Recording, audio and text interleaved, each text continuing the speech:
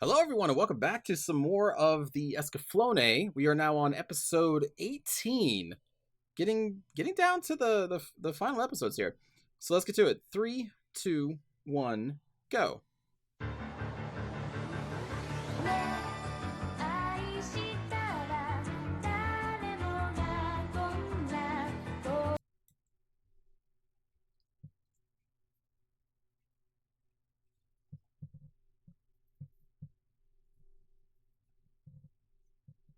I'm still not entirely sure about everything that happened in the last episode. I feel like we needed more explanation, but maybe we'll get that in this one. Oh, hey, that happened last episode.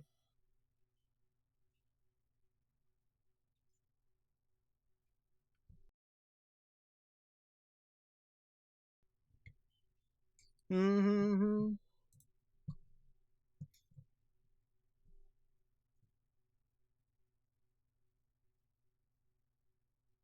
Oh yeah, so Delandau's gonna come back as like some kind of super soldier, isn't he? He's gonna have one more fight, is my guess, before he goes, well, dead. Before he goes dead. That doesn't even make sense. You don't go dead, you just die. Anyway, I forgot to talk about that. That was in the last episode too, right? Or was that 2 episodes ago? It just was such a small thing compared to the other things that were going on, but he's being worked on by sorcerers to be like fixed. Oh, hey, it's the mom. Here. Future.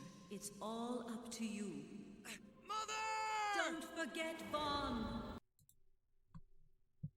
Put me in the Escaflowne, Vaughn.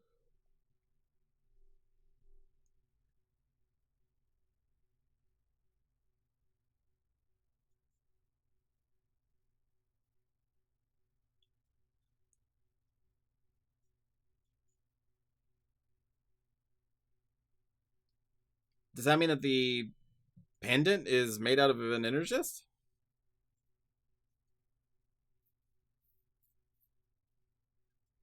Again?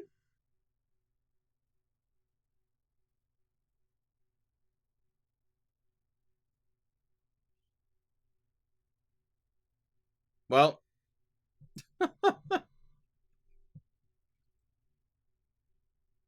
this happened in the last episode. The 3 main characters got beamed away.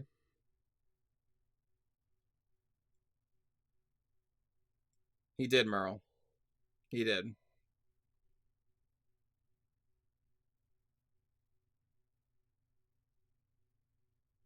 Where the hell are they going this time?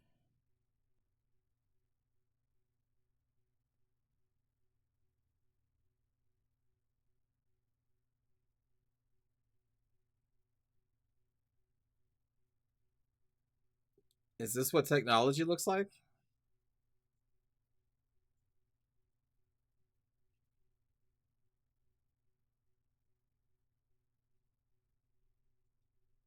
What is going on?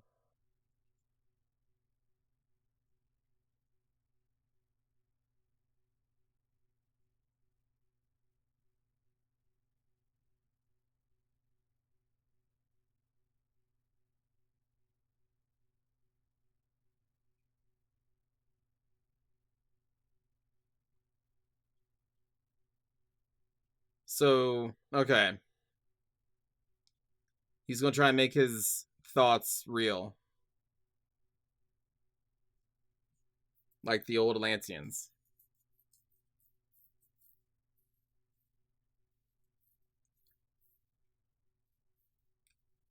Getting some Full Metal Alchemist vibes.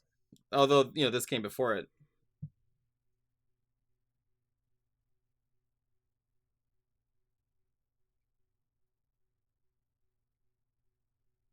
Ha! Get wrecked.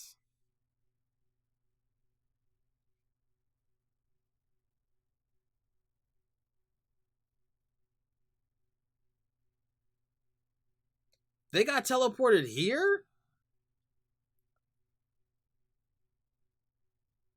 Uh.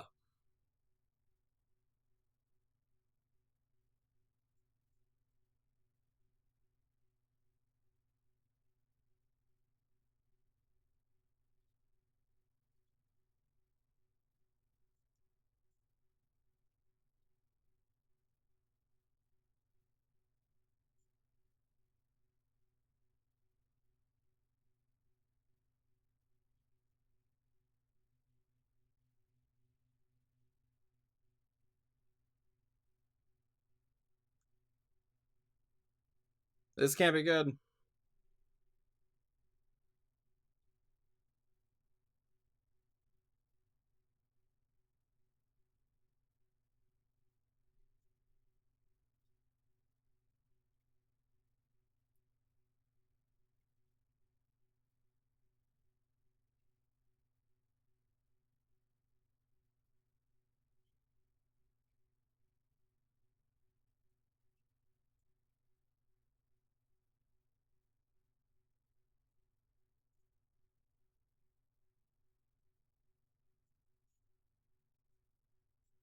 That's what he said.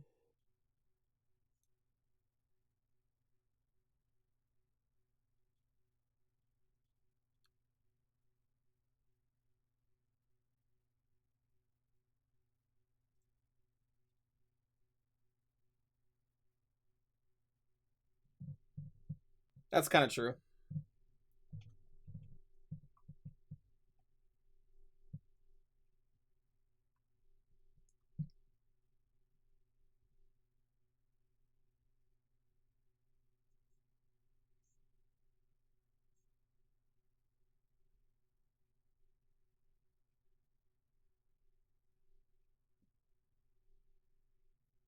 Aha. Okay. Oh, actually, we already knew that. I don't know why I said aha.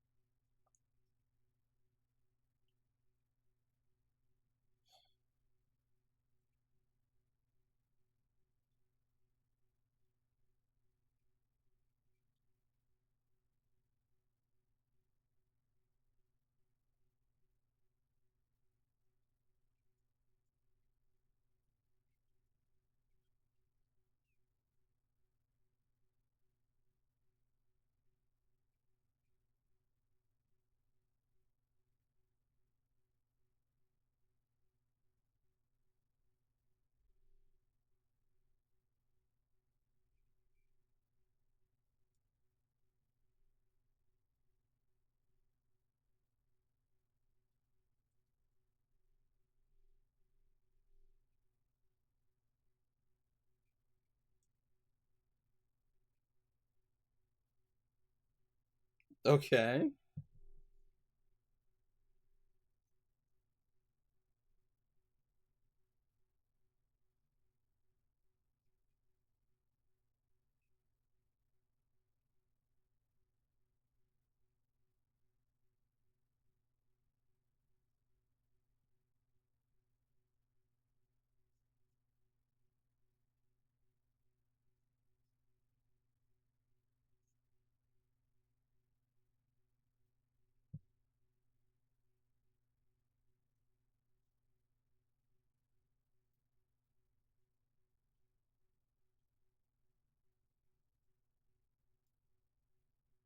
I mean, it looks like he's from, I don't know, 1700s, 1800s.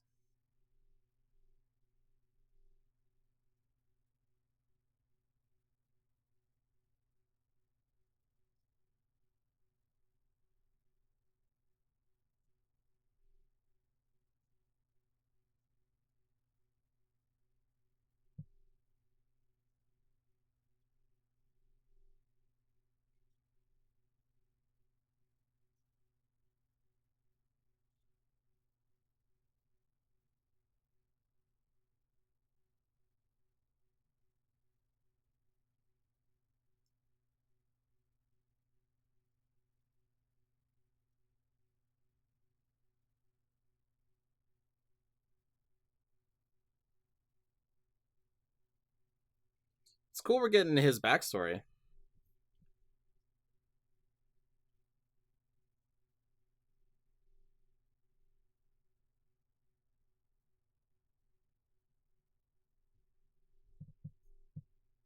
Called science.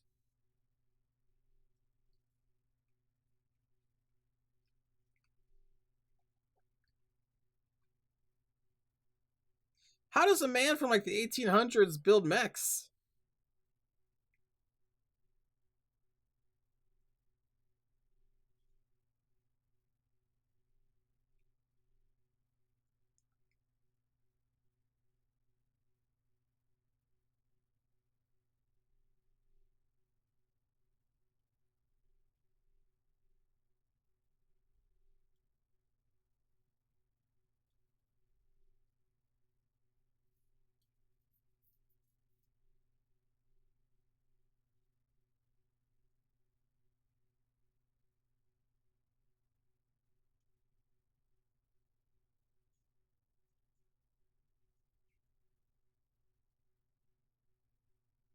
He sounds crazy. They say that the people of Atlantis converted human thought into energy, and thus controlled their destiny at will. Yes, Gaia is one of it.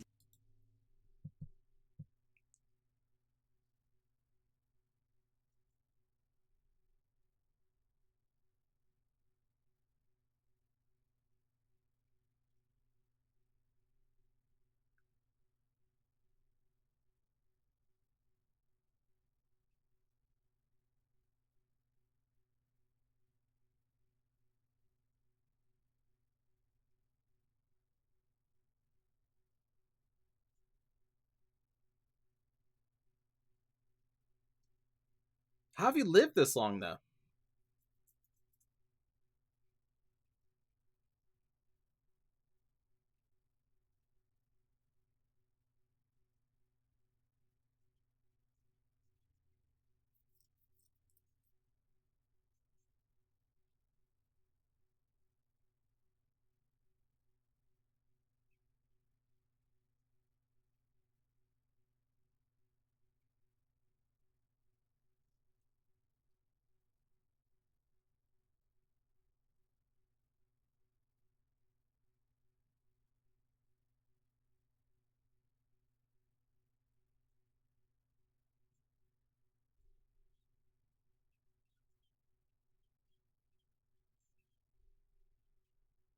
He wants to create a world of happiness?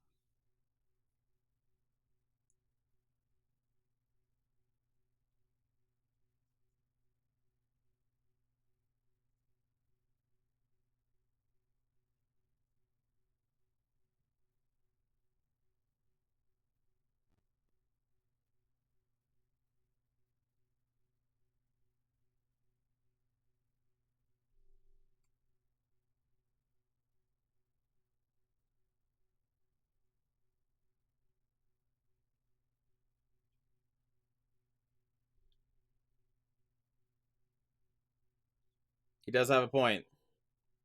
I don't like him, but he has a point.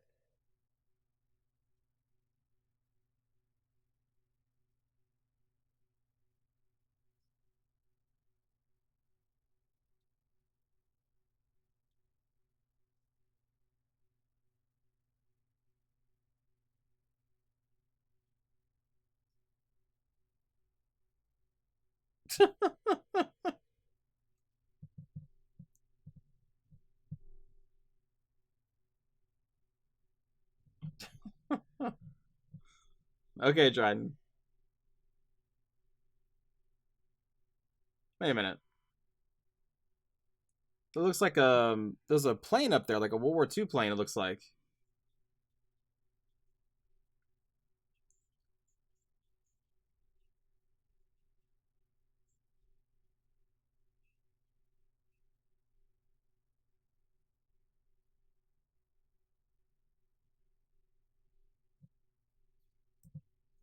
Hmm.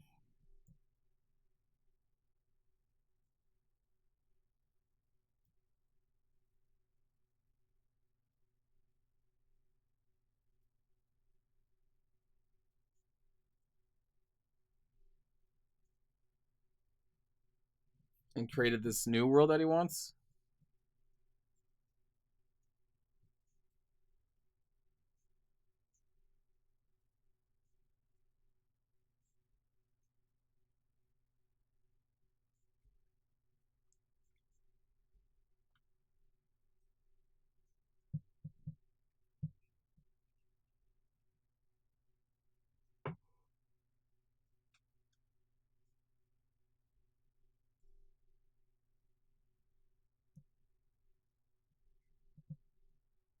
Oh, because they're messing with the. Yeah, okay.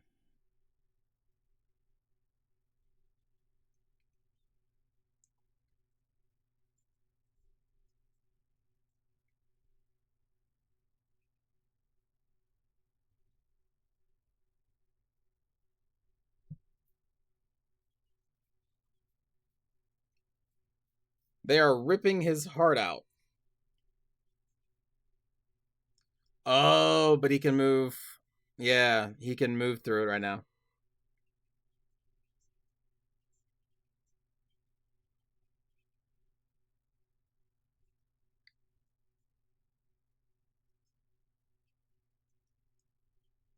That's kind of neat.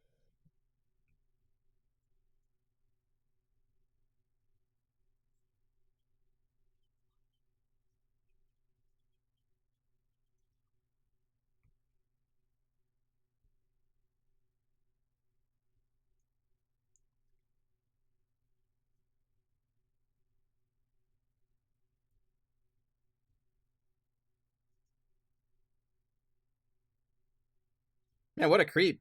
Just watching them. Oh,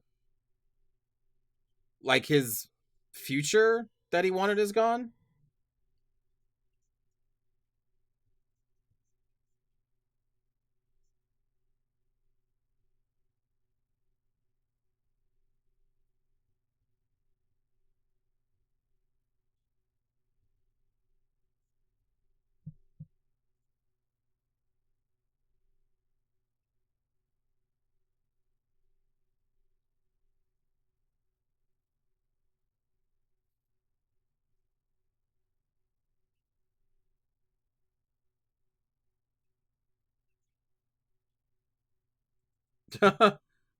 Well,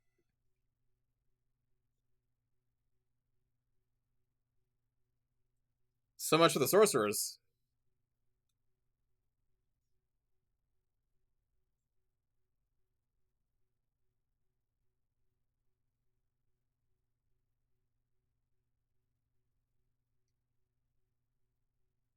It's a good thing going through the roof didn't, make them all fall to their deaths. Because where are those chains connected to?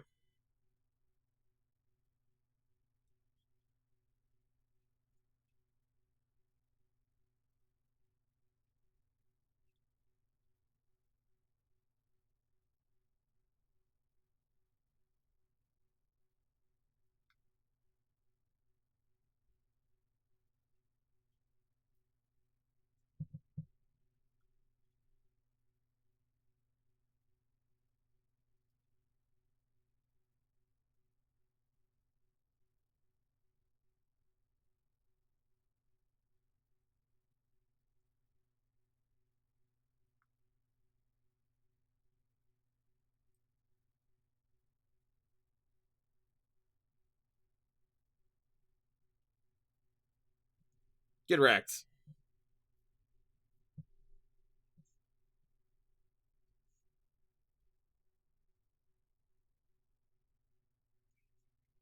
So you can only not see them when it's Vaughn and Atomi together?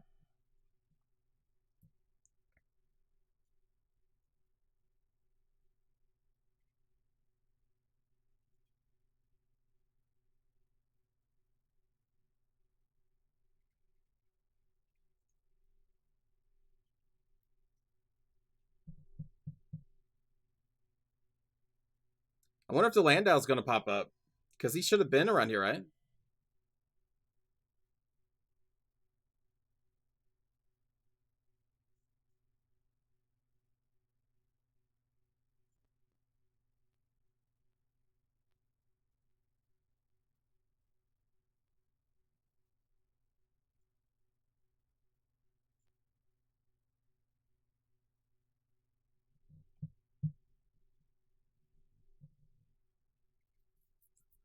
Take this. What, my hand?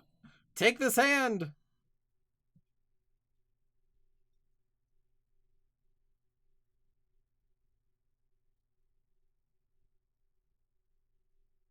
Hey, look, it's the people.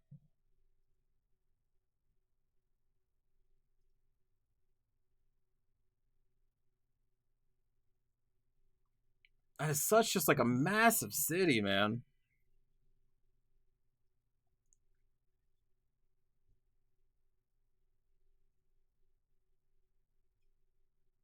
Oh, it has a jet feature.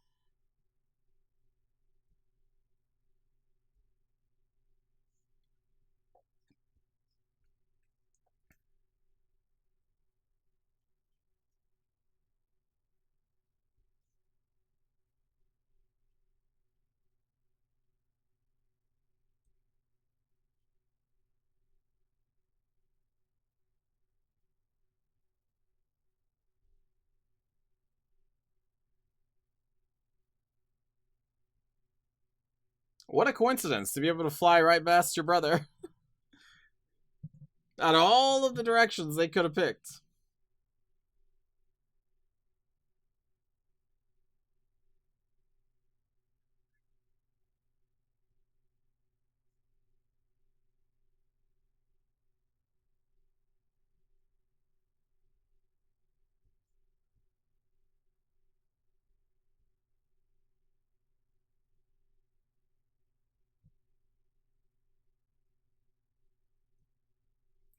Whew, okay.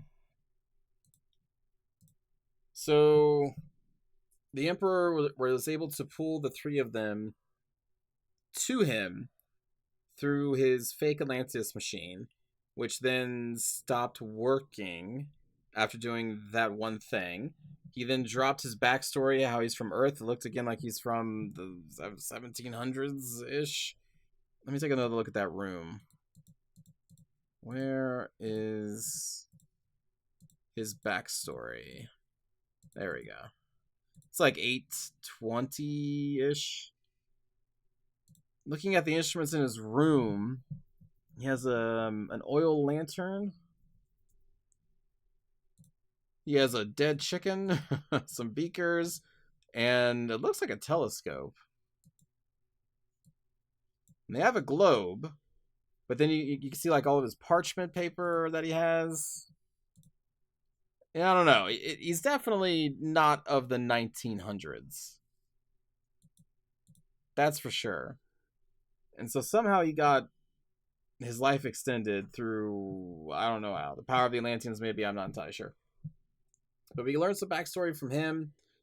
Although I kind of wish we learned a little bit more. How he created the Zybok Empire. How a man from this time period was able to build mechs. And that giant city seems a bit of a stretch. But, you know, it's fine. It's all fantasy, I guess. Then we found out that Vaughn can actually pilot the Escaflowne from any distance because he is blood bonded with it. I still think it's a bad thing. I mean, that's cool, but if the suit gets damaged, you can die, so that's not cool. But at least he can pilot it from anywhere. We also learned that whenever Hitomi is next to, I guess, the Escaflowne, specifically, not just Vaughn, the Emperor's visions no longer work. So he needs to get those two separated from each other so that his machine will actually function. So Hitomi is connected to the dragons somehow. Again, I think because she's an Atlantean, or she has to be. She has to be. There's no other explanation. But yeah, there's still some stuff I don't know. There's some stuff I can't guess, even while like actively trying to predict what's going to happen. I can't really put my finger on it, but you know, we'll find some more answers in the future. Cool episode. It was pretty quick though. You know, they get captured, they get backstory, they get thrown in prison, and then they escape. But you know, they have 20 minutes to tell the story. At least this episode. So, you know, at least it's moving quick and not just kind of like lingering on with like a bunch of pointless filler. It's very fast paced. We are now only 7 episodes left. Not too many. I'm very curious where this is going to go. And then there's also a movie, which I'm assuming is tied to this. Wow. Sorry. So I'm looking at slowly going over images of the characters from the anime to the movie. The Hitomi, again, this is on the Escaflowne fandom page. If you check her page, then, you know, look at the movie. Man, very different. Very, very different. Is it tied? I'm curious if these two things are tied. Let me see. So, I'm looking up the movie, and according to this little blurb, Escaflowne the movie opts for a third option of retelling the original story in the context of an alternate universe. Most of the characters we know and love are present and accounted for, but they are not exactly the same as we left them. The movie doesn't really adapt the anime. It's hardly fair to even consider it an adaptation. There's no effort made to condense the anime's 26 episode story into a single 95-minute film, according to this blurb. Huh. The movie is a lot darker, and a lot of the characters in the series have been left out, and some events have been altered. Do not expect to see a movie that stays true to the series. Interesting.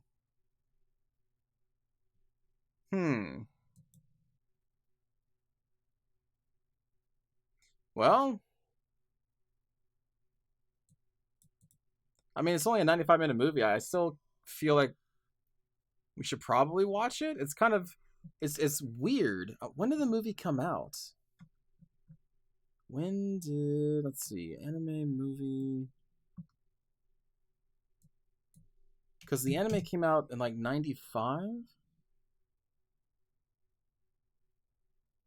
The movie came out in 2002. And it's just called Escaflowne. Interesting. It would be kind of curious to see this alternate take. I don't know how bad or good it is. Holy gee, is that Malerna? Sorry, I'm just looking at these pictures. I looked up Escaflowne and then just looked at images. And I see, I know one of these people are Alan, and then the other person must be Malerna, but Jesus, she's totally different. The animation quality looks better. Well, from these still images. I guess I like the artwork more. I'm not actually looking at any image or movie clips. Jesus, that's what I'm looking for. Clips. I'm not looking at any clips. I'm just looking at images. All right, I'm going down a hole again. But let's just end it here. We'll watch the movie when we're done with the series. And oh my God, look at Vulcan. You should look at some of these characters.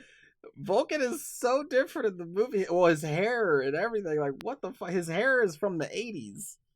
What the fuck? You should really look this up. Very different style. Anyway, thanks for listening, everybody. I hope you all enjoyed the episode, and I will see you all next time. Take care, everybody.